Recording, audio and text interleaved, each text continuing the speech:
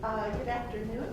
I'm excited to call to order the meeting of the Early Learning Council on October 30th, 2018. Alyssa, will you please call the roll? Yes. Sue Miller. Here. Patrick Allen. Here. Martha Brooks. Present. Donalda Dodson. Present. Colt Gill is excused. Holly Marr. Present. Barb Rose Popsresh is excused. Eva Ripito. Do we still have? Great. Thanks, Eva. Shauna Rodriguez. Present. Donna Schnittker. Here.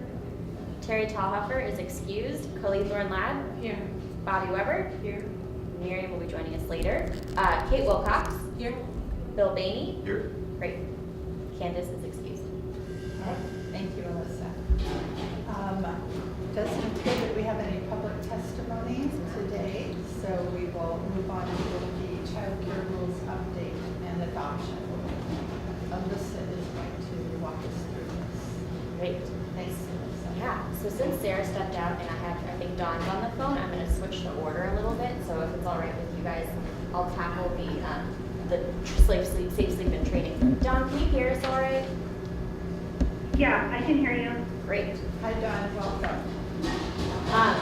So Dawn, I'll go ahead and get started and then jump in with any context. Does that work? Yeah, that's perfect. If you can take the lead, I'll answer questions and jump in where I need. Perfect, thank you. All right, so Bobby, your earlier question, the council did adopt rules pertaining to safe sleep and training requirements at our August 30 meeting. And as we've been incorporating the rules adopted on August 30th, the rules adopted on September 27th, we've noticed that there were some omissions and contradictory rule language that was left in instead of edited out. And so we, even though there's a clear intention of where the council is going, we can't just change the rules you adopted. So what we've asked is that you consider some of these changes as temporary rules, and then the hope is that we can come back and roll them into the larger rule revision that's going to happen in 2019. So there's some changes that need to happen across all rule sets, and then some that are specific to different types of care. So I will walk you through that.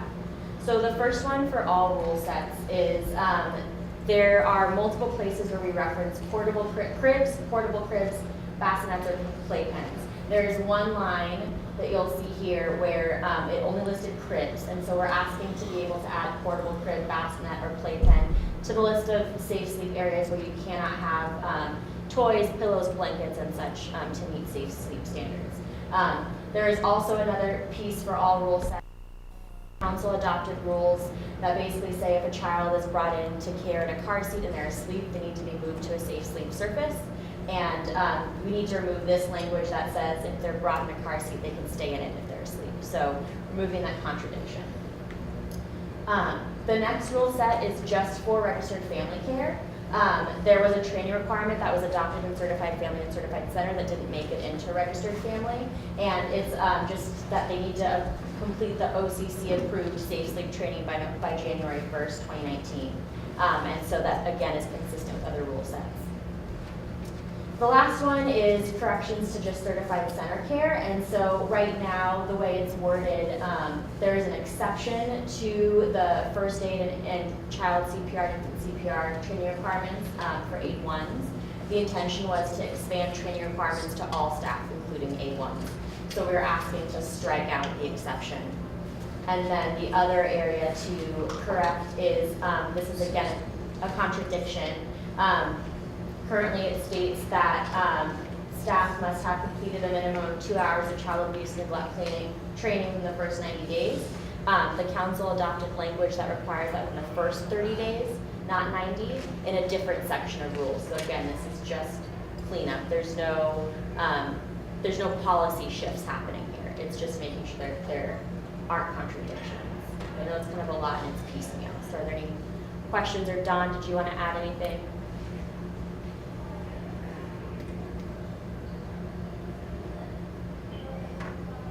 Okay, not hearing anything from Dawn. Any questions from council members about these proposed changes? I do have one question. Yes. On the registered family for the training requirement, has that been like broadly share that that was required, even though it hasn't been in the rules, so that we could, and so that maybe people have already been taking it, because now that, you know, we're coming up to November, that's not a lot of time to get it done before the, you know, January 1st. Dawn, do you want to, have we been providing any technical assistance or advice to registered family providers around that? Yeah, I mean, that has been the intention, and as we talked with people about it, that was where we landed. It was in the pulling out when we moved from the big alignment, that piece just didn't get pulled with it. So it's really just a correction and has been what has been presented out in engagements and out field. Okay, thank you. I mean, I thought so, but I just wanted to make sure. Thank you. Thanks, Scott. All right, do you want us to deal with these together? Separately would be great. Yeah, All just right, quickly. I'd love a motion to. Move we adopt the safe sleep and training correction temporary rules as presented. I'll second. Any further discussion? If not, those in favor say aye. Aye. Opposed? Aye. Thank you. Motion carries. Okay, back to subject individual. So this other one, again, is a temporary rule. And I don't know why it's cutting off on your screen, so if you have questions, let me know. But basically, this would be expanding the definition of subject individual, which is in our central background registry rule set. And this would be so that we could define what an early learning program is to allow operators or employees of an early learning program to be able to be enrolled in our central background registry and go through all of the required background checks. And this is sort of one of the first steps into that alternative pathway we've talked to you about in the past, since Office of Child Care has limited statutory authority over who can be licensed, including government entities and schools. This would allow some of the programs that are being operated in those areas to at least be in the central background registry and go through those background checks. Do you want to add anything to that? Okay. So these are just two small edits, and then again, we'll bring them back for permanent at a later date, and we'll also bring forward more information later on what alternative pathways may look like, but this is the first step to any alternative pathway being implemented. Yes. In this work, who is going to be impacted by this rule change? I know it's people who are going to go on the alternative pathway, but can you say more? Is it all K-12? No, so, Yeah. go ahead, Dawn. Hi, Bobby, this is Dawn, and yeah, that's really the context for this rule change, or for this ask, is that since we can no longer statutorily license school districts, ESDs specifically, this change in this adding these as early learning programs thus makes them a subject individual. So it would be how the alternative pathways has been laid out is that those individuals that are working directly with the children in an unsupervised way that would need to be enrolled in the CBR, excluding transportation from all that we heard, who would really be those that are working in the classroom that's in a K-12 or ESD type setting would be impacted. And there's other concessions in terms of the timing, because we know that they do have a background check before they start with the school district.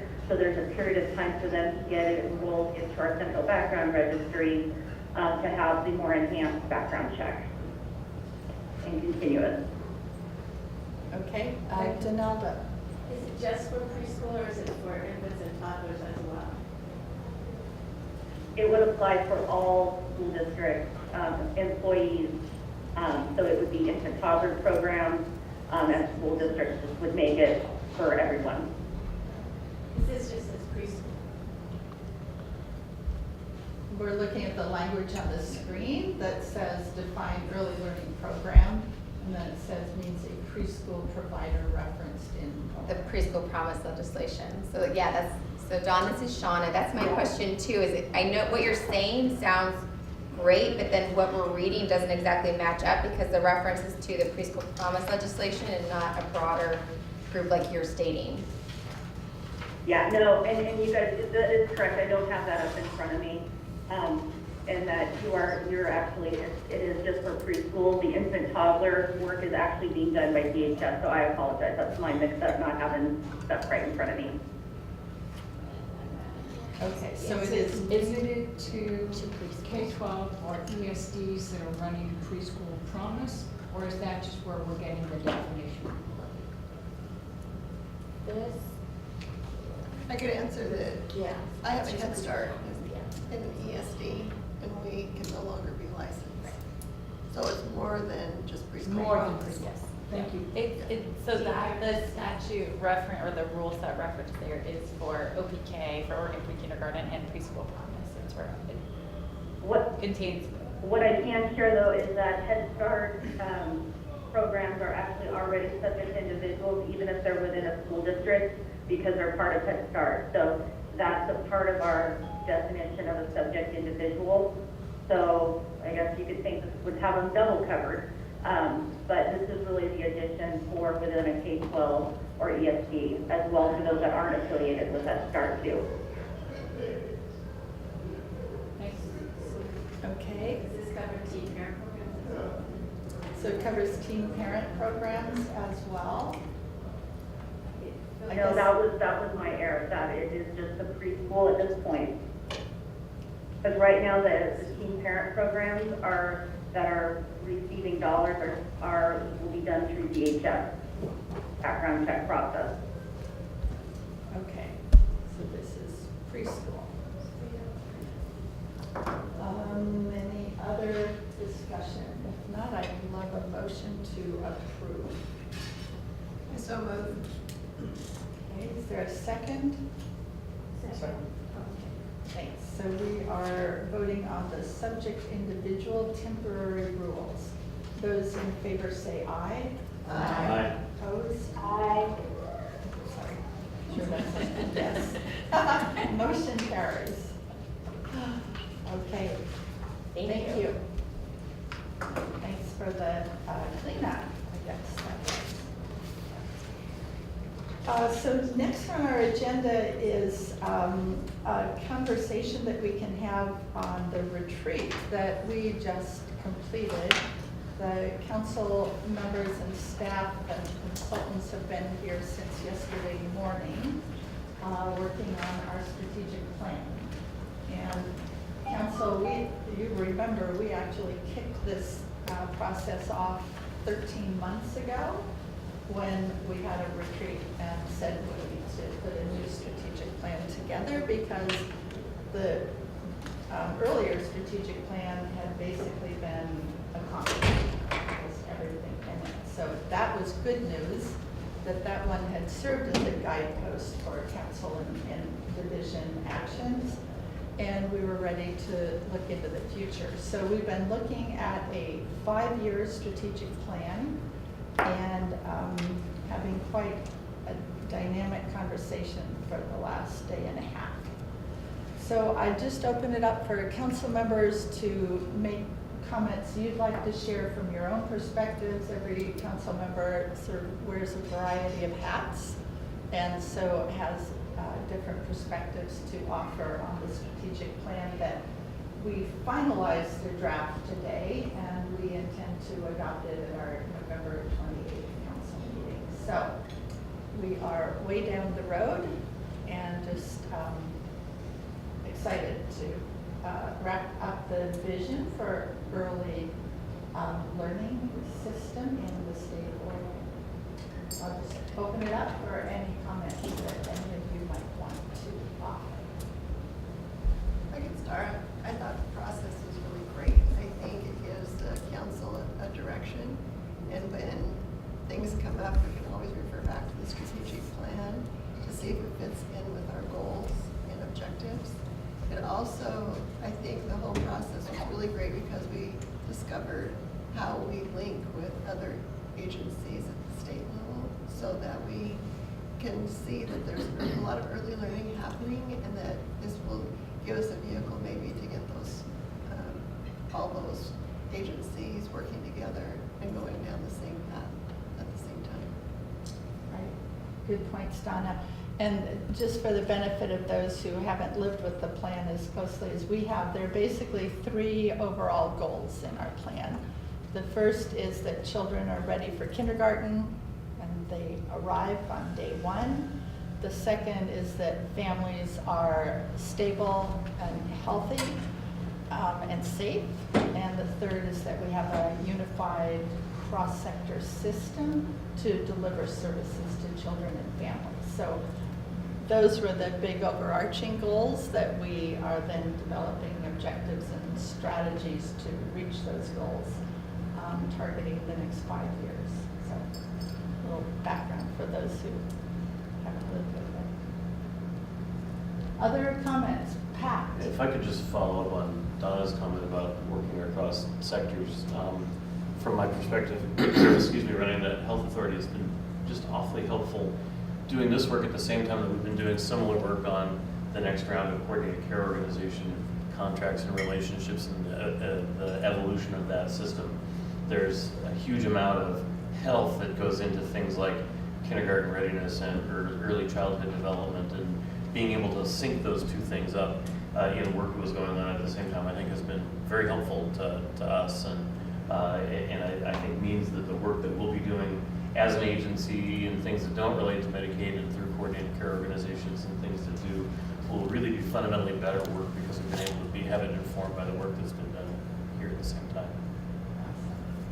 Thank you, Pat. Yep, Oregon Health Authority is obviously a very critical partner for an early learning system, definitely. And Bill? So I kind of echo what Pat said. I think the objectives that came out of the council's plan seem to align really well with, I think, our focus around more holistic approaches of prevention, around looking more at multi-generational and 2-generational approaches of the work we're doing out of DHS. And I'm excited about not only where we are now, but actually where we're going next. Because I think this is really aspirational. And I'm excited about the direction we're moving. And I think as we're going into that next level of work, it's really how do you operationalize this? And I think that's where it's going to be exciting to have, I think, candid, hard, open conversations about how to make this work meaningful and sustainable. So I'm excited. I'm thrilled. It was a fabulous day yesterday, just having some really open conversations and getting a chance to hear a little bit more about not only where we've been, but how we got to where we are. So I'm looking forward to that next phase. So it's been fabulous. Thank you, Bill. Kelly? I would just add, I think as a council, in the process of hearing from all of the hubs and different stakeholder groups, we heard about the importance of families as a council, and I think the families being a central feature to the plan is something that's very exciting. I feel like we are being responsive to what we've heard across communities in the state, that families are really important and are central, and I think we have a plan that eliminates that. So I'm excited for that because I do think they make a big difference. Yeah, thank you, Kelly. Excellent point. Bobby? So I think all of these things are exciting to me. I mean, that we start with families is like so exciting to me. It's the very first objective we have in the plan. So, but when this council was created, there was all of this emphasis that we were cross-sector, that it was not early learning defined as early learning programs and facilities, but early learning in the way that all of us support children and families in the early years. And it was exciting, but it was so vague. What's so exciting, I mean, I must say the dots part is probably the highlight. For those of you who aren't here, we've taken every strategy and put a dot about who's involved in making that happen for children and families, and it makes it concrete that this, the state's ability to achieve the goals or to support children and families takes all of us, which we could say from the beginning.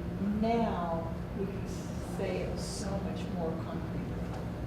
And to me, that's probably the most exciting part, is it's moved from an idea, a good, something that, a value, a good idea, to something, and we got, as Bill said, we've got to do an implementation plan, and, all kinds of work is in front of us, but this is a huge step.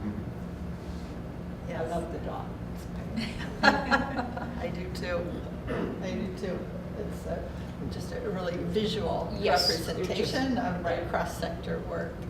Donalda. I agree with what everybody else has said. I think the comprehensiveness of it though is so, coming from Bobby's comment, how extensive we have to be when we look at this population, that it cannot be isolated from workforce down to the direct service of that entity, and how we have to work across boundaries or barriers or whatever in order to be able to be successful. I think that comes out in here too about how important that is to be successful for the families. I would add to that just an appreciation for it's a long-term vision, and I think that it really is clear, and the partners will see themselves in the plan as they look into it. Yeah, good part. Good point. It's going to take a village to make this plan work. Kate? I think it shows the evolution of the council and the division too, compared to the first strategic plan, where it was really standing up the infrastructure and the hubs and all of that piece. This is now that that's there and stable, this really takes it, now we have the opportunity to be much more visionary and much more complex in a way. And so I think it really reflects that evolution of the division of the council. Good historical perspective. We've come a long way. Yeah. Yeah. Shauna? Thank you, Chair Miller. I think I'm most excited, kind of going back to what Khalil was saying, that there was a ton of input with stakeholders and a lot of conversations that led to this. And it is a large document as a consequence to that, but it's really exciting to see all of those pieces captured from all the meetings we've had across the state and the folks that came and presented to the council. So it's very exciting to see that come together and see the perspective of the states and our stakeholders so well reflected in it. Yes, good point. Everybody who came to speak or sent in input or participated in some of the outreach meetings, if you look and read through this document, which is going to be long, you should see reflected what you presented to the council. I think it's a very reflective document of the input that we did receive. Very exciting. Okay, well, I think we want to once again congratulate and thank the staff who have spent so many hundreds of hours putting this together and responding to some of our suggestions and questions, and it's going to be an exciting document that I think we all can be proud of as we get it implemented. That'll be the real test, making it happen. Optimistic we'll do it. Consent calendar, council members, you'll see that it is the committee reports from Child Care and Education, Equity Implementation, and Measuring Success. Most of those committees were focused on input for the strategic plan. So I think we've read that and seen much of it incorporated into the plan that we drafted today. But from committee chairs, any comments you want to add from your meetings? Yeah. Oops. Yes, Martha, and then Holly. We did not have a meeting. I want to make an explanation there. We tried to jam it in and we just couldn't get it fit with staff or with us, basically. But we did do a poll and sent it out and received comment. And then when the draft came out a few days ago, we sent out again and have received comment back. So we didn't have a meeting, but we got comment in. Okay, super. Thanks, Martha. Martha chairs the Best Beginnings Committee for us. Holly. Great, thank you, Chair Miller. Sorry, I have something in my throat. I just wanted to point out for the Measuring Success Committee that we spent our last meeting taking a deep dive into the strategic plan, looking at where what we've talked about for the dashboard aligns with what's in the strategic plan, but we want to make it really clear to the council, and I think we've talked about this before, that the dashboard, the measuring success we're working on, is not intended to be a monitoring tool or in any way really measuring the specific strategies and objectives within the plan, but more a complementary sort of snapshot of how are we doing across sectors for kids and families, excuse me, in Oregon. So just wanted to make that clarification and make sure that the council is all on the same page with that. Okay, thanks for, sort of clarifying that. Any questions of Holly about the dashboard? And it's referenced in our plan, so definitely will be connected. Yes. Yeah. It's more, the dashboard as it's emerging is more aligned with collective impact almost, which is also the foundation plan, that we can't do it alone and we do it together. But it will rely on what agencies are already measuring that are indicators of how well we're doing. So it's not, I think it's important that there's not envisioned a new data collection and storage management analysis to evaluate progress on the plan. What we found out is that at least one person had interpreted that that's what we're doing. So now it's like we take every chance to say, no, it's more like when you look at the whole, how are we doing over time in serving children and families, all of them, so the collective. Yeah. So we're not even sure it should be called the dashboard. I mean, it's like, because we're trying to follow up with the person who got confused by it, and it's like, do you think we're using the wrong term? But anyway, there's been no change in what we're trying to do, and it's still totally in alignment with the plan and the mission of the charge to the Early Learning Council. But if people think it's a kind of regular measure of the plan, it's not. Okay. Exactly. Yeah. Once one person was confused, I think we're like, whoops. Other people maybe too. Okay, and I'm guessing we will be looking at that and talking more about that as we see what the implementation plan for our strategic plan looks like, and just see where the connections are there. So that'll probably become a really useful tool at that point. Any other comments from committee chairs?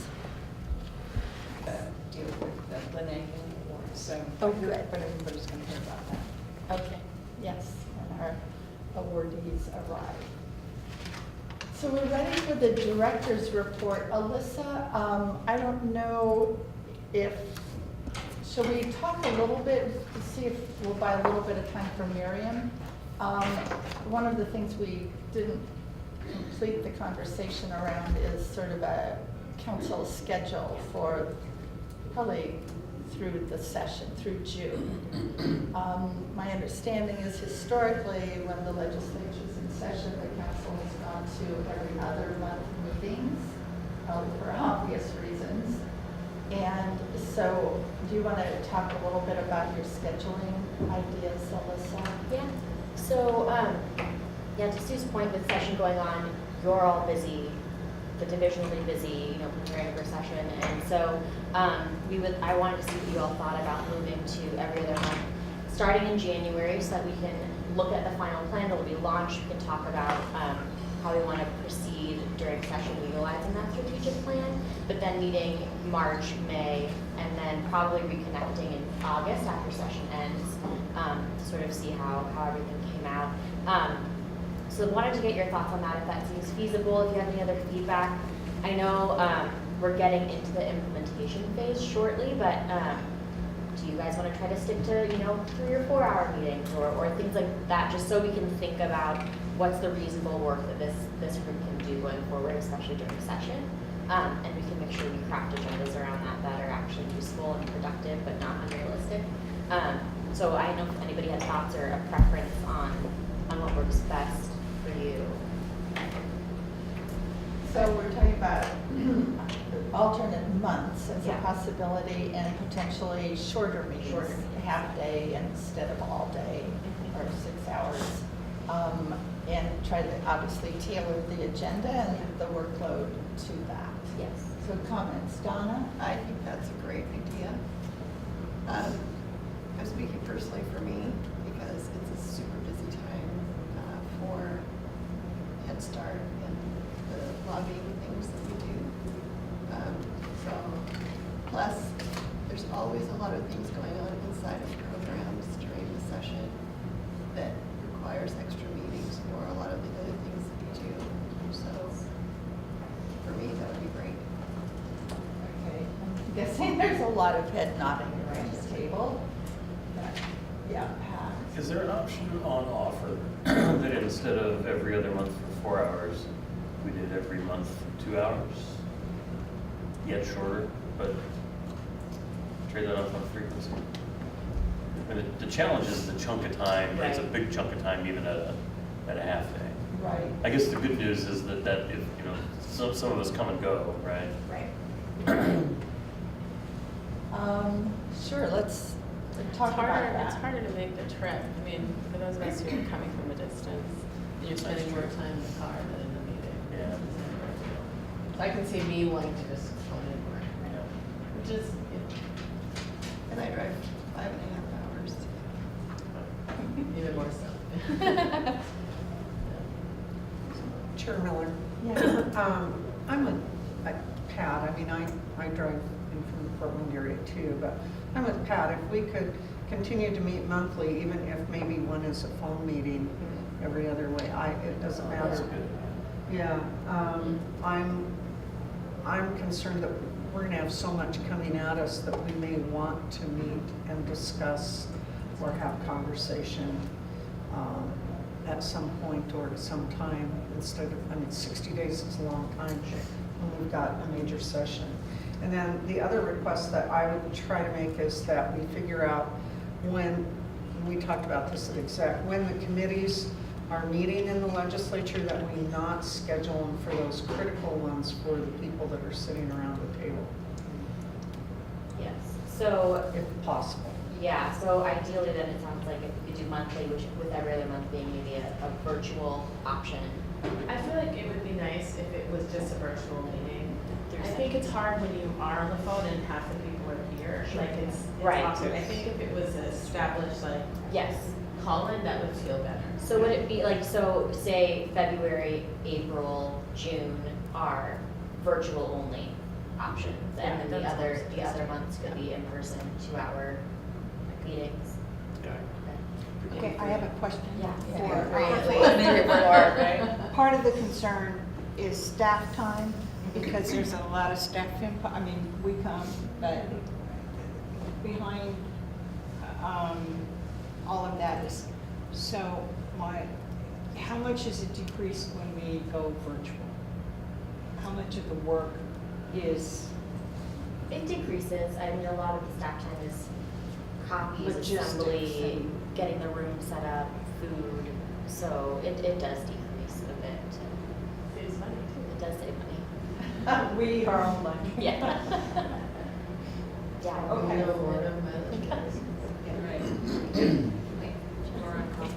That's perfect. And so the other question I had was, and I know this will come up more next month. So before we leave that, in response to Martha's comment, how soon are the committee schedules available? Is that January 15th or? It'll Kind be, of have an idea. I mean, they don't change too much, but they could. yeah. We should know early January. We can assume when they'll meet, but again, if they change.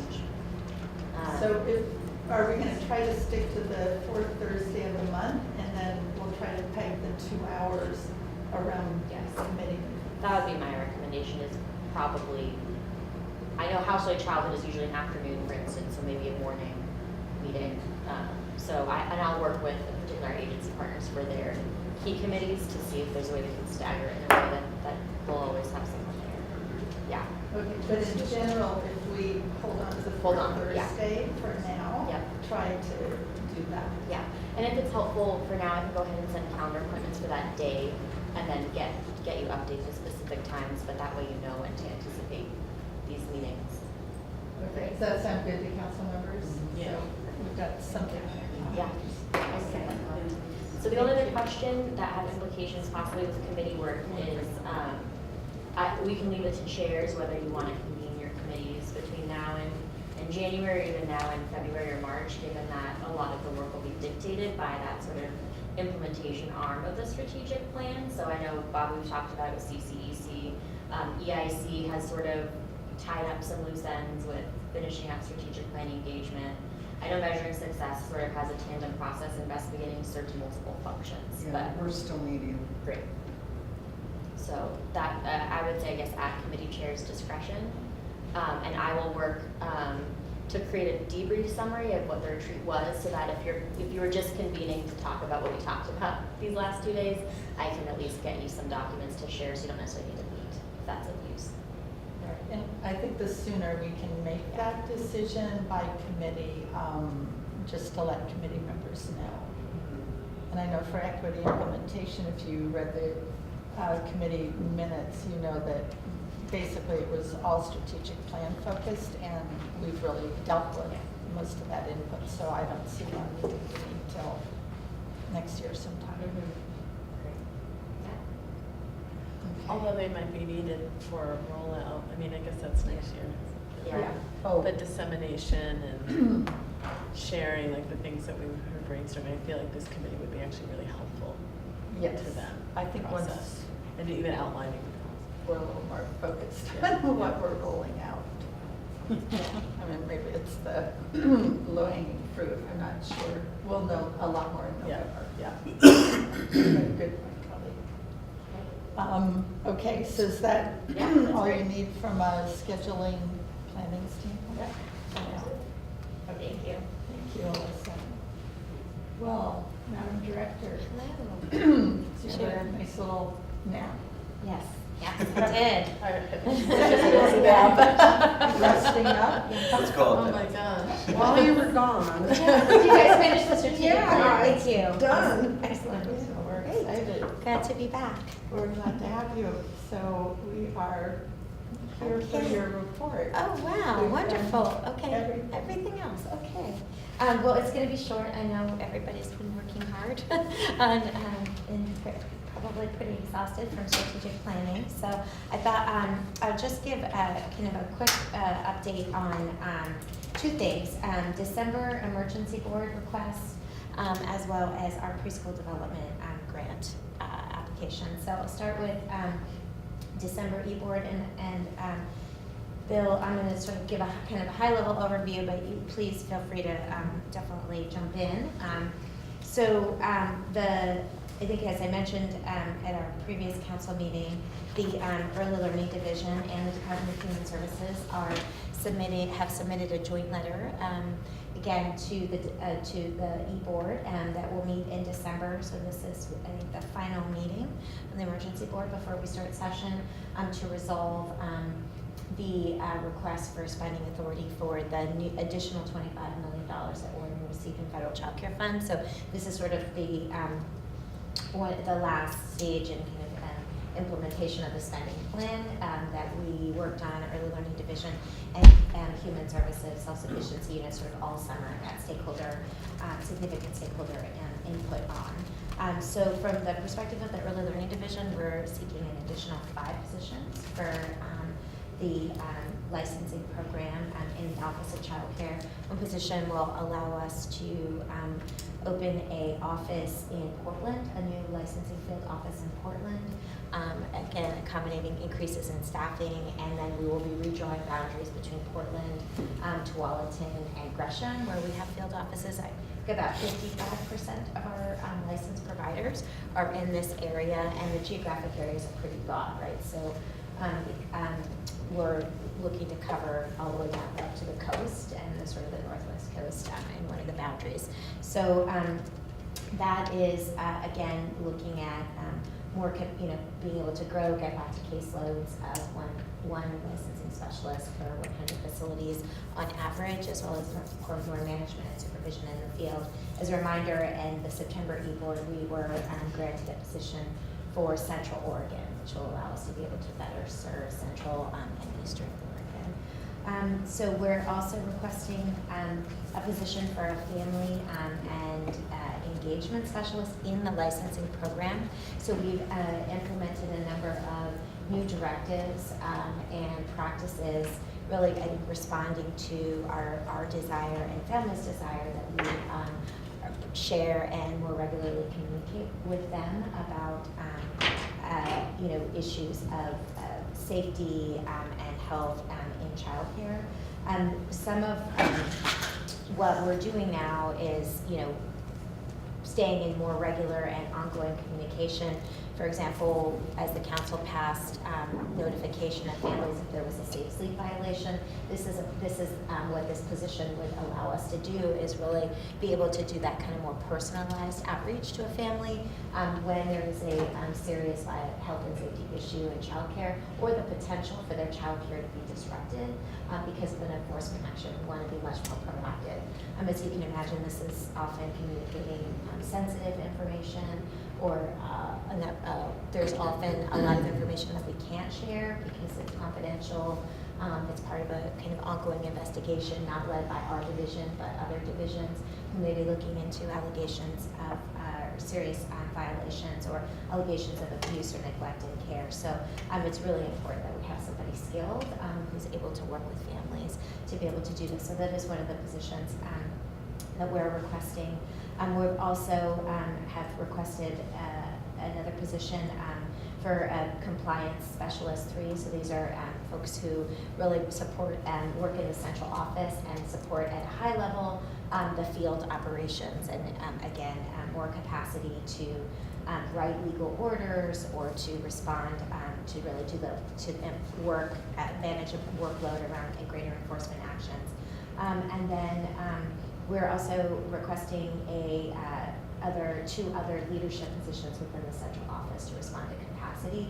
One that will kind of unify compliance, background and intake, as well as our legal administrator and sort of higher level compliance staff under one unit to be able to work more closely with field operations, as well as a quality analyst. So this will be somebody that will do a lot of the analytical work that will help us implement risk assess rules, collect data that allows us to look at our practices and really the consistency of our enforcement practices with our own data, as well, and our implementation of our important initiatives and priorities. So that is sort of the ELD side. At a high level, I'll share for the Department of Human Services, ELD, DHS, and a number of stakeholders have been working on getting to more specific details about the $10.7 million annually of the $25 million that we receive in additional child care funds to support child care assistance and ERDC. And so there is $8 million of that for the remainder of this year, federal fiscal year, will go out to include provider reimbursement rates, really looking at priorities to get as close as we can to 75th percent of the market rate, establish a more equitable rate for rural communities, and what we can do with these additional resources, as well as potentially look at infant child reimbursement rates. DHS and the division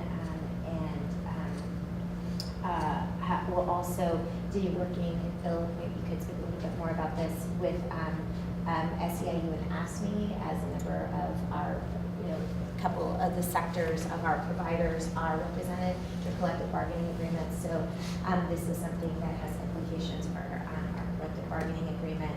And then as well, there will be for this remainder of this federal fiscal year, one-time funds to pilot some incentives around evening, weekend, and off-hours care. Right, so I think, thanks, Mary. So, as we know, we have the 10.7. The 10.7, with some of the original conversation was, let's put that towards rates, but for sustainability, it's really had to be based on the time that we have for the existing contract year. And so how we're able to have a sustainability plan, so we're, instead of having 10.7, that's where it breaks down to 8. Because then when we're looking at projecting out for the subsequent year, that's on a 12-month cycle. So we are working with, we're working through the CBA process with the unions to make sure that when anything that we do put in place is going to be a sustainable model, and it's going to be something that's going to be agreed upon. So that's one of the areas that we're going to be tackling between now and December. In addition, one of the other areas that I think we talked about the last time was some of the challenges that we were faced with were based on the integrated eligibility system that the DHS and OHAs has in place around eligibility and the moratorium that we're currently facing around policy and rule change. So as that is in place, we're able to move some of these strategies forward in a more nimble way, in a more deliberate way. Also being mindful there are some things we want to start talking about and tackling that were on the recommendations, things I think that came up to this group before, things around co-payment, for instance. So that's one of the work groups that are going to be convening to kind of tackle some of these issues. So once we do have a opportunity and once that moratorium is lifted, we're going to be able to move swiftly and try to get more of a kind of equitable co-payment process. Some process is going to be more functional for families. In addition, there's other strategies that we're looking at, collaborative partnership with some training programs and childcare for looking at middle wage jobs and doing apprentice programs. There's a pilot going on now at D2. We're looking at statewide application and operationalizing in other areas around the state to see if it's going to be relevant and supportive. So we're kind of moving forward in partnership not only with the unions but also some of the key stakeholders as well to make sure that any strategies that we have in partners with the ELD, that any strategies that we put in place, it's not only going to be able to address the current issues, but I think the biggest thing we're really stressing now is it going to be sustainable, and is it going to really be able to capture the results that we're looking for. So that's the other element as well, is what are the outcomes we're hoping to look for, and how are we going to measure that? Questions? Yes, Martha? Miriam and Bill, I had one strategic question. So Miriam, you said that you are requesting, so I assume you're going in front of the e-board one more time. Exactly. Okay, and you're ready for e-board, right? Yep. Okay. Yes. The letter was signed, sealed, delivered on Monday, so we'll promise you we'll be providing more information before we go. And as Bill talked about, there's still the issue of the CBA, but Okay. Not a penny left. Yeah. Okay. And I just want to take a moment also just to kind of recognize and appreciate the partnership of everyone who was involved in that. I know it was at times challenging conversations to have, but I think it was very important conversations. And I just want to say thank you to ELD and actually our partners and other system partners that were working with us. It's been really great. So Bill, you mentioned a pilot that is going on. What is that? Sure. So there's something going on right now in D2 that they're putting in place with work systems, and it's about really securing kind of middle wage jobs for folks that are going through somewhat of a training program. So it's providing childcare while they're going through the training program, but also allowing them to look at more of a sustainable living wage and how we're able to take that to scale. And so D2, District 2 right now is doing the pilot project, and we're looking at how that can be offered elsewhere and how that might be taken to scale based on the results. And is that part of the RDC funding for that child care? We're working in partnership with ELD, so the folks with ELD and RDC. But it's basically a training program, and then this is a child care Component to Of an existing. a very Exactly. Not a child. No, it's not a child care training program. It's child care for providing support for folks that are going through that training program. Which I think this is where it comes in. We're really excited that it is fostering a living wage, and it's actually helping folks get beyond just how to secure a job, and actually how you're able to move out of poverty. And so, we're really thrilled. Hopefully, we're going to see the results. Is someone evaluating the project? I mean, like, did you have an outside, for the training program? Is there an outside evaluator? Measuring the outcomes that we have. Uh-huh. Well, but we could chat a little more about that one. Okay. All right, I get you, Bob. Of course. It is a I would- pilot, right? Yeah, it's a pilot, yeah. So we're looking at the outcomes, and I think the measurements that we're looking for is just the result. So I think it's going to be, as we're going through the process, it literally started, I think, at the beginning of this month. Oh. And so we are just getting it off the ground. And I think it's, and as we're moving through it, it's going to be a formative process, so it's going to help identify and illuminate not only the opportunities to move forward, but actually what are some systemic barriers that are preventing these kind of programs from working. And I think this is why we're seeing it as almost like a learning lab. What are the ways of doing it that's going to be functional? Are there policies that are barriers? Are there processes that are barriers? I mean, where are those opportunities for cross-funding and cross-training? And then where we can actually, yes, we're looking at it in Multnomah County and D2, which we have those resources, but how can we generalize that elsewhere? And I think that's what we're looking forward to next. All right, any other questions of Bill or Miriam on this piece? E-board. E-board. So one final piece is, as previously mentioned, we are working on our preschool development grants, birth to 5 applications. So as a reminder, this is a federal funding opportunity, Administration for Children and Families. It's one-time funds. They need to be expended in the next calendar year. And we should know by the end of the year if we're successful. This is an opportunity for states. States select a lead agency. The governor has selected the Early Learning Division to prepare Oregon's application. It is due on November 6th. So I have my phone here because, so imagine with working in a strategic plan and a federal grant, and it's been a really short turnaround time. This is kind of hot off the presses, the newest thinking that's been evolving about the activities. We are really excited. I think as we talked about last time, we've looked at the children's agenda, the council's early learning council strategic planning process, and said what are some of the things that we could do with one-time funds that are aligned to the goals, obviously, and the priorities in this federal funding opportunity, but that really makes sense for Oregon and will allow us to have resources to be able to implement a lot of the things that we've been talking about in the plan. So I'll give you just a pretty high-level overview, and again, apologies, I have to, literally this was sort of updated in the last couple of hours. The first part is conducting a statewide needs assessment. So this is an area of the federal funding opportunity. And so they're saying do a statewide needs assessment and then develop a strategic plan. Fortunately, we've been strategic planning for a year, but you have to sort of do both, right? So we're going to look at how do we use some of these opportunities to collect data. We did a lot of qualitative data, and we looked at existing data that was available to us around these priorities, but what are sort of some of the gaps that we weren't able to do in our needs assessment process, right? Really because of resources or kind of collecting new data.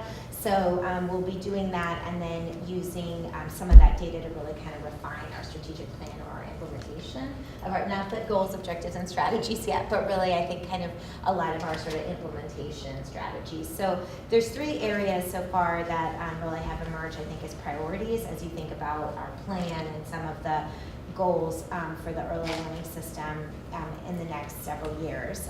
One is to look at facilities and conduct a facility surveys across the state and really identify where are those communities where there is a dearth of facilities that are going to prevent children, families from being served. The other is looking at assessment of current practices about blending and grading and stacking available state, federal, local, early care and education, and even private dollars. So we know that we have, we know a number of programs are layering multiple funding streams, and so how do we learn more about what barriers are getting in the way of programs being able to do that, what kinds of guidances or technical assistance would really be helpful in supporting more programs and being able to do that work, and then conducting an assessment of really current reach of early learning programs, so thinking broadly, childcare, preschool, WIC, and kind of other health supports sort of more at the community level. So what do we know in all of this, again, in service of really trying to determine where do we have, what are the communities where we have historically underserved populations and where we lack capacity in terms of facilities or other services to be able to meet the needs of families. So again, we've heard a lot about this, but it's sort of like this is an opportunity to put some of the numbers behind it and the data. So I mentioned then we'll look at refinements to our strategic plan. Then there are three kind of priority areas that are talked about in the federal opportunity, federal funding opportunity. One is maximizing parental knowledge and choice. So we are going to be looking at how do we understand more about families' preferences and choices regarding early care and education, and how do we then incorporate that understanding right into our sort of policy decisions and our strategic plan, and how do we get that information really and do this in a way collaboratively with communities. So as we're building supply and identifying partnerships, we can really understand more about what is the kind of early care and education that is most responsive to the needs of families. I think we'll have an opportunity to think about that as well differently across infant, toddler, right, preschool, and kind of early grade school age, right, because we know preferences shift along pretty rapidly across those different period in children's development. We're also going to be looking at making improvements and enhancements to the child care safety portal so we can get more information. More information can be available on the portal about, I think, about quality early care and education and early learning services. We're looking at coordinated enrollment efforts. I talked about that earlier today when we talked about the early learning relative to the Early Learning Council strategic plan, but we know we have some hubs that have been doing some work to coordinate enrollment across multiple early care and education programs. So we're fleshing out activities to really think, how do we learn from what has already been started in our state? Maybe how do we use that to refine and inform what other hubs could be doing really to get ready and kind of build some of the infrastructure that would be needed to coordinate enrollment. And really, I think an important part of this, which is why it's situated under family choice, is that a really important part of that work is developing the kind of processes and mechanisms to make sure that we're putting the kinds of materials together that are helpful for families in understanding all of the available choices and early learning in their community, and as well as making sure that they can understand and navigate like the different programs that we have and eligibility requirements and things like that, so they can make the best choices about early care and education that meets their needs. We're also looking at a project around community plans. So as you know, we have as part of the Early Learning Division's proposals to expand access to high quality infant and toddler child care, sort of baby promise, as well as expansion of preschool, as well as other family support services. We have talked a lot about the need to support communities to develop regional plans and really develop the partnerships and have the time to do that, so they can look at facilities, they can look at their currently the populations that have been historically underserved with their priority populations. They can have time to plan partnerships and really think about how a community would scale. So we've built that timeline into our assumptions about how quickly we could get children and families served if we were fortunate enough to get more investments for greater early learning services. And so what this activity will allow us to do is to say, how do we kickstart some of that work in this year? Because that's really the work of the first year of the biennium, but what are some of the activities that we can do right now? One of the things I'm really thinking about is we know that we're piloting Baby Promise in 3 communities. So how do we start to work very deeply with those communities, maybe around the community planning process, so we learn alongside those communities as they're thinking about how you're reaching out to providers, learning more about what professional learning supports they need, and as well as all the different partners that need to come around the table to inform a good community plan. We're also proposing an activity, and then again, this is mentioned in our strategic plan, where we would begin to implement a family survey connected to the Oregon kindergarten assessment, which would give us information about prior early care and education experiences. Again, this is an example of an area where hubs have already started to do some of this work in partnership with K-12. So what can we learn about those efforts? What's common around the different surveys that they've designed?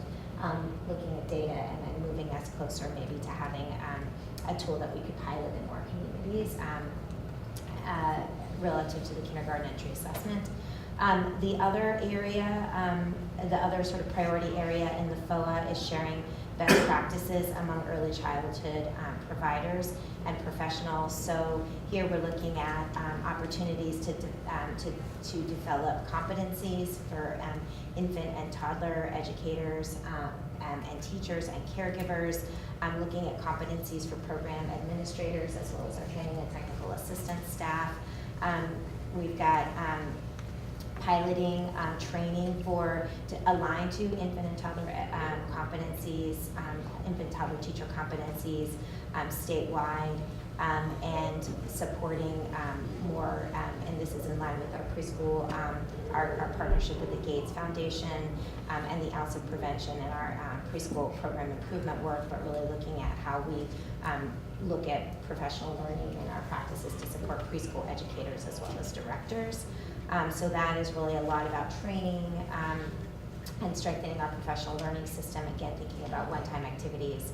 And then finally, under the final priority, which is improving the quality of early childhood education services for children birth to 5, we'll be looking at providing resources to providers for one-time quality improvement grants tied to assessments about their environments or other areas where we know they're they're prioritizing their own kind of quality improvement efforts. We want to do a pilot of more job-embedded coaching and professional learning to determine feasibility and impact. We're looking at pre-K curricula that is culturally appropriate, and particularly for tribal communities, as well as strategies that support early birth to 5 system and K-12 alignment in the area of curriculum. And then finally, two final activities here, not really fleshed out yet. A data inventory as a first step in really understanding what is the data that we would want to link to the statewide longitudinal data system, and really, again, focusing on the gaps in the early care and education data. I think somebody said it yesterday as we were looking across all the objectives, or I think it was you, Bobby, that there's a lot of data that we have for goal 2 and even goal 3, but there's not a lot of data that we have around goal 1 at the program level and at the child and family level. So this will begin to allow us to inventory what we do have, where the gaps, and do some of that planning, early planning for SLDS. And then we've also, last but not least, we have a sort of a placeholder to work with you, Pat, and you, Kate, to think about what might be an activity around Family Connects, or something that might be helpful as sort of one time to get help communities prepare or share best practices. So, we just have about a week to get that fleshed out. Right? So, Yeah, Bill. Yes. First off, that is a lot. Yes. That is a lot of stuff to bite off. I can only imagine taking all. So it's also. And some things could be kept before next Tuesday too. I can only imagine. Especially as we yeah. cost it out. Yes. Yeah, I can imagine. So one of the things you highlighted, and correct me, there's so many, maybe I missed it, but you mentioned something around the professional learning opportunities for some of the child care professionals and providers across the board. Can you speak at all to how you're kind of able to reach some of the initial ideas about reaching providers and folks that are providing care across the spectrum? I'm talking about like family, friends, and neighbor. I'm talking licensed exams. I'm talking about across the board. I mean, what are your thoughts, and if there's any way that we could possibly be a resource as you're developing that? I just want to offer that as well, but I'd just love to hear. Yeah, no, absolutely. So that's definitely a priority for this, as I think I was sharing with you yesterday, Bill. That's an area that we're really looking at as we strengthen our resource and referral system. We know we have about a quarter of our children and families who participate in ERDC who are in family, friend, and neighbor, and licensed exempt care. And we have, as you know, a tremendous opportunity because of the federal child care law changes that we now conduct an annual health and safety assessment. So our licensing specialists are visiting these providers and building relationships with them and beginning to give them feedback on health and foundational health and safety practices. So I think about what's the next build from that, right? Like what, I do think it looks a lot more like a home visiting kind of approach, right? Than more, it's sort of, so I think we have to really, that this opportunity with this grant is allow us to innovate and say, what do we know and understand about what kind of training or professional learning or supports they might be interested in? What are their needs? And then how do we begin to apply those lessons learned to strengthen the capacity of the R&R system? That's great. This is comprehensive and exciting and all of that. A couple of points. One, on this professional development, don't forget our maternal, infant, early childhood home visiting grant, because we have a whole workforce development component. And while it's focused on home visitors, we've opened up a lot of that to anyone who works in the early childhood space. Okay. So Let's can definitely connect on that. The other thing is with your statewide needs assessment. Well, let me back up. What's the time frame on this grant? It's a year. Yeah, but what's the start date? Probably early January. Oh, No, end of okay, December. turn around that yeah. fast, Mhm, okay. that fast. Well, that actually wouldn't be bad either, because both our Title V and our maternal, infant, early childhood home visiting programs are doing their annual or their every 5-year needs assessment. Mhm. And so I think we could leverage each other's needs assessments to gain even more understanding across the state for these populations. So. Great, okay, thank you. Great. How big is There's this some- federal grant? Must be about $20 million. Yeah. This list. Really 6 million. 6 1 year though. 1 year. Yeah. That's a lot of money. That's a lot of money. Get it up and running in. Yeah. Very short period Just of time. 1 year. Yeah. There's quite a body of research on how to work effectively with family-friendly neighborhoods. Yeah, right. Yeah, and there's a work group that many of us in the state are a part of Okay. that shares that research, but we don't have to start from scratch on Great. that. Mhm. Thank you, Bob.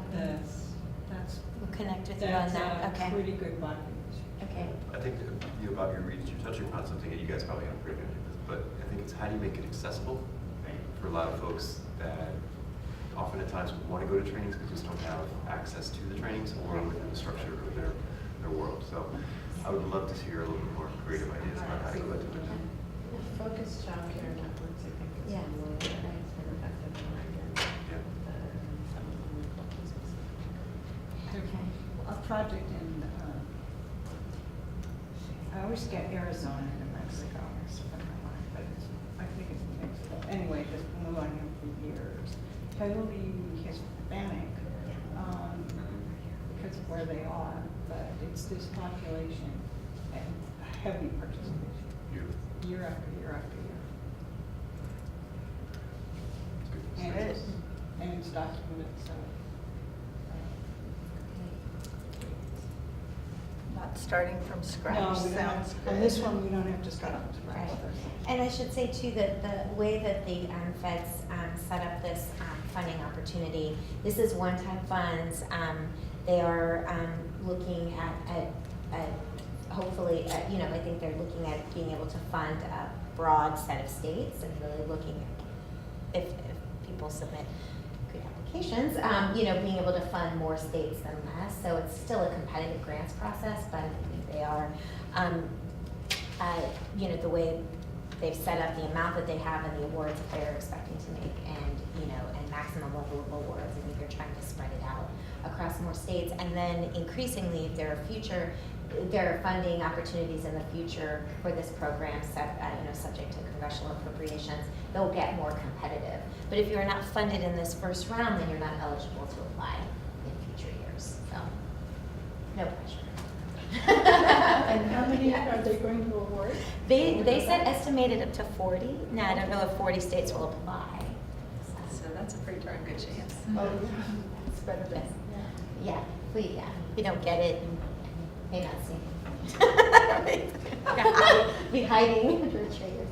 Well, that's nice to know that the odds are with us. Yes, the odds are with That's us, true. let's hope, So yes. if the grant writer wants references to show that we know about those other programs, it'd be really easy to Yeah. give you a link. I'm gonna, definitely connect. He may not need to, he Yeah. may not need to get that specific, but if he does, that's Right, easy. right. but hopefully you see in that overview, and again, we'll see as we really cost these out in the next couple of days, what is possible, that we have really thought a lot about our strategic plan and what this opportunity can do to start that work. Yes, I am excited to introduce my new colleague and sort of partner in crime here. I'm sure you connected with over email already. Nelika Nar, who is a new assistant at the Early Learning Division, working really closely with me and Sarah. Nelika, how long has it been now? You just sort of thrown yourself right in. 4 weeks. 4 weeks into the fire, yes. So thanks. I don't know if there's anything you want to say, introduce. I'm thrilled to be here, and thank you all I met some of you over lunch. I originally have a degree in music therapy and did some work with preschool and school-age children, so I'm really happy to be coming full circle to something that is more closely related with where my heart lies. Thank you.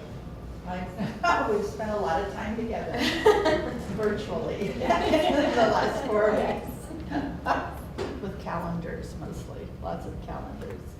Okay, any questions of our director, Martha? Chair Miller, Miriam, you've talked about a couple of these grants. I'm wondering, are we having any input, and will we receive any of the benefits from Family First? As I think you know, Martha, David is on a team that's working on that at the state level. I haven't heard I haven't had an update in a while, but I can make sure to provide that at the next director's report meeting. I don't know, Bill, if you have anything to. I know Alex Trotter, who's one of the state teachers, is working really hard. I mean, there's a lot of work to be done. So I don't know. Well, they haven't released exactly what the programs are yet either. Okay. Any other questions of Miriam?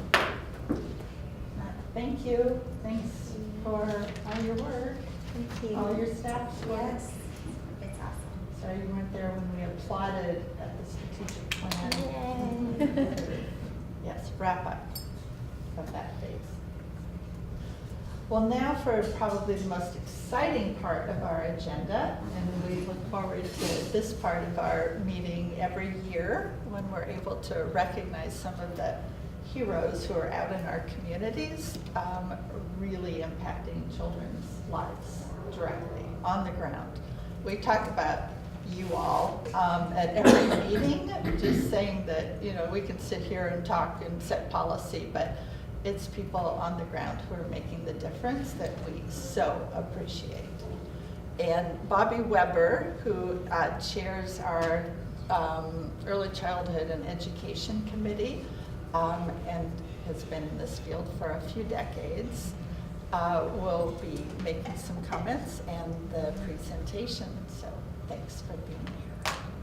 You could call Debbie her husband up. Well, let me first say that people did an absolutely wonderful job of nominating this year, so our job was very hard.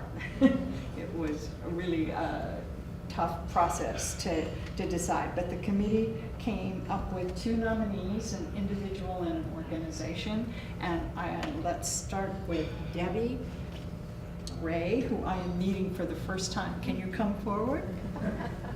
We read all about you, but we don't actually. Where do you want Debbie to be? Right here? It's very nice to meet you. Thank you. In person. So Debbie has worked in early childhood for over 20 years, and I'd like to read the piece that we pulled out from the nominating letter. So she operates with an extremely strong ethical compass and with a passion for supporting families and meeting them where they are. She has had a huge impact on many of the staff she has worked with throughout the years. And this work has been in Head Start and in community-based programs, and you just retired from Southern Oregon University? I did. And you were the director? I was the director of their child care center. So is there, so it is a great honor to, that Lynne Angland showed, it displayed in her life a commitment to early childhood, and so when she died in a car accident coming to a child care meeting, and so what we look for is, in the nominations, is people who share this commitment and have had this kind of impact on children and families. And so it is a great honor. We're so grateful that you were nominated. Actually, I'm the one that's honored and blessed to have got this nomination and then got the actual award. I was taken back. I got the email. I just didn't know what to do. It's an honor for me to have been in this field. To be honest with you, when I was in high school, I had started out to be a high school math teacher, and not being able to get through trigonometry kind of sideways. And I didn't go back to school until I was in my 40s, and that's when I started my career with, but I was always meant to be with children, always. And I have such a passion to help support families and children get where they need to go and know that they have a voice and can do that.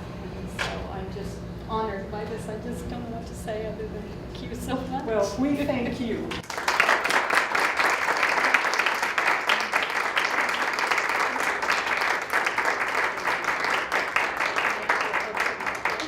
Absolutely.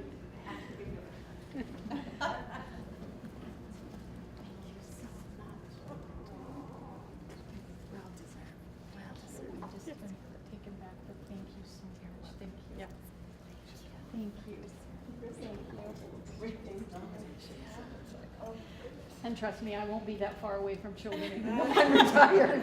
It's been my life. I'll be back with them soon. Thank you. Thank you very much. I think you said you would do some coaching for some of the Yes, teachers. I intend to do. My passion is to actually help teachers understand children who struggle in the classroom.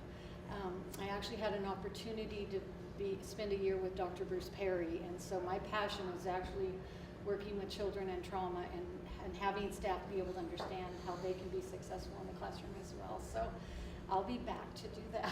I just have to take care of my husband for a little while, and then I'm going to do that.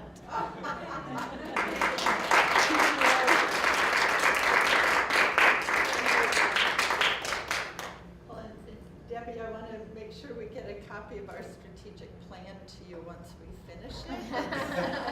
Because you fit into a whole bunch of objectives that we have in there.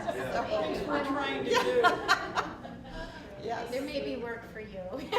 For work. Yeah, it's, professional development and coaching and mentoring and supporting the people who are on the ground is a real high priority for us. And reaching out to children. Yep. With, who are in appropriate and supportive ways, so who have been challenged. Right. That's in the plan. Yes. Yeah, so we'll definitely get a copy of it to you. And then the phone will ring asking you for some help. Thanks for being here today. And welcome. Thank you. Yes. We've got a little early, but we do. Oh, but we're glad you're here. Thank you very much. It's perfect timing for us. And Bobby Weber, who chairs our Early Care and Education Committee, is going to make the presentation. And you might give a little background about Lynne Angland again, just for their... So this award was created, I should remind myself, but it's been about 20 years. We had, preceding the council, we had an organization called the Commission for Child Care. And Lynne was a businesswoman in Bend, Oregon, and she was highly committed, and she would drive over every month for the commission meeting, and she contributed in many other ways. And on her way to a meeting in Salem from Bend, she was killed in a car accident. And so the Commission for Child Care responded by creating an award. I think the words are better said, honoring contributions to Oregon's child care and early learning system. So it was to recognize individuals and organizations that personify this commitment to improving the lives of children and families. And this year we selected an individual, Debbie, who just received her award. And then for the organization, now, I'd like you to come forward, but I'm going to try. Adelante, Mujeres. How am I doing? No. Why don't you tell us? Can you say? Adelante, Mujeres. And it means women forward. Women forward. Please come forward. You're a team. So you are Bridget? No. No. You present yourself.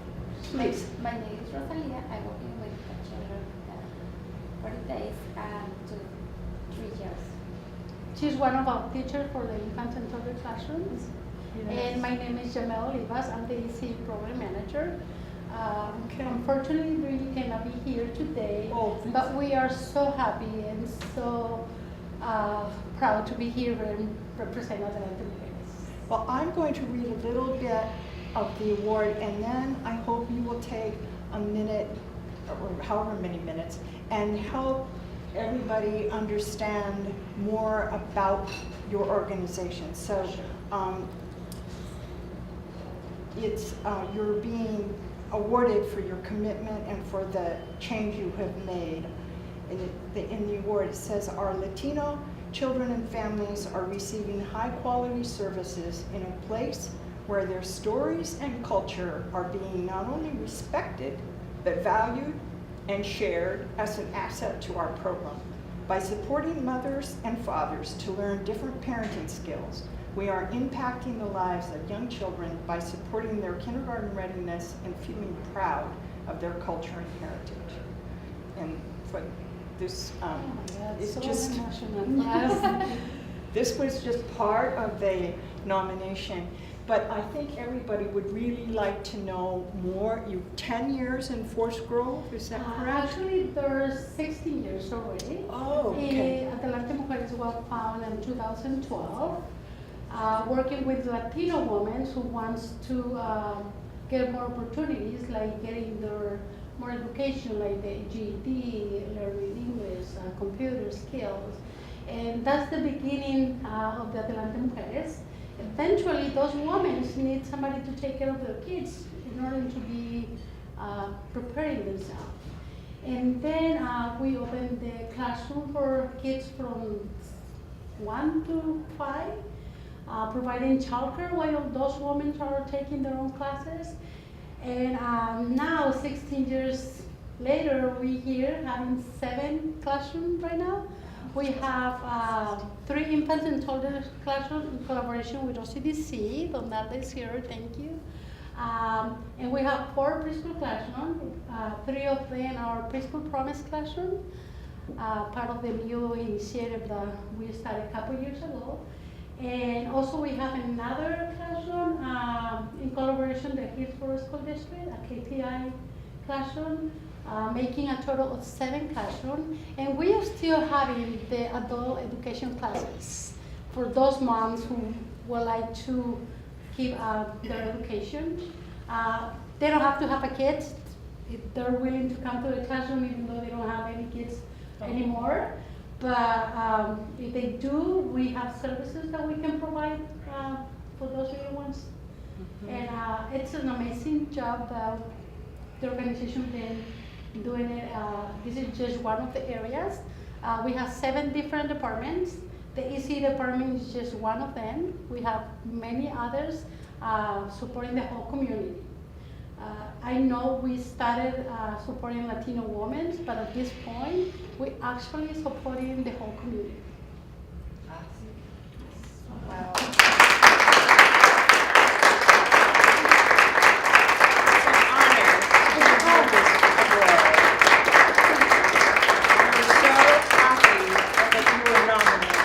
It's an honor for us receiving this in name of Adelante Mujeres, and it's an honor more to be recognizing for doing what we love, what we like, what we believe as the way to support our communities. Thank you very much.